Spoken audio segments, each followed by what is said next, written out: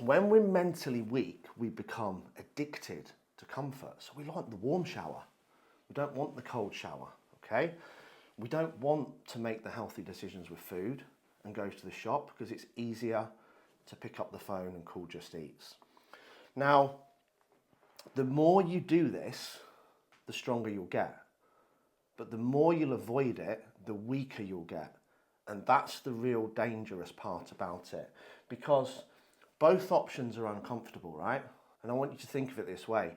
You either go through the discomfort of going to the gym and sorting out your toxic habits, making better choices, eating healthier food, or you get the discomfort of being massively overweight, dying too soon, being a disgraceful role model to your kids, and getting out of breath walking up the stairs. Now, this is what twists my head about it sometimes, and this might seem a little bit harsh, right? But people will talk about how much they hate their body, how ashamed they are, how uncomfortable it makes them feel every day. They feel disgusted at social occasions. Guys who haven't even seen their private parts in the last 10 years. People who aren't having any sex in their marriage because they're that disgusted and ashamed of their own body. How uncomfortable does that sound?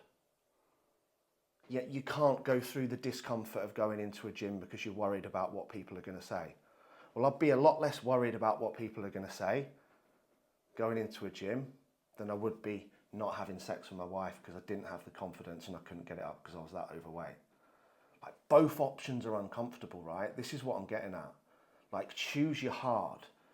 You can't say all that stuff about being in that much pain and discomfort, but yet you're unwilling to go through the little bit of comfort of maybe getting up early, hydrating, tracking your food, journaling, jumping on Zoom, and going for a morning walk each day.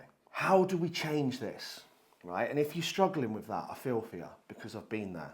But I also need to give you a wake-up call today. I'm a coach, I'm not your best friend. So mental training is the same as physical. It takes repetition and it takes practice. The first time you go into a gym, you probably can't even do the 5 kgs. By the time you've been 10, 15, 20 times, you'll be doing 7s, 10s, 12s. It's the same as mental toughness. You have to train it, but the only way you train it and get better at it is by doing tough things. It's why I push my clients to do tough things. And then once you've walked a marathon, do you think a 5K morning walk feels so difficult anymore? Of course it doesn't.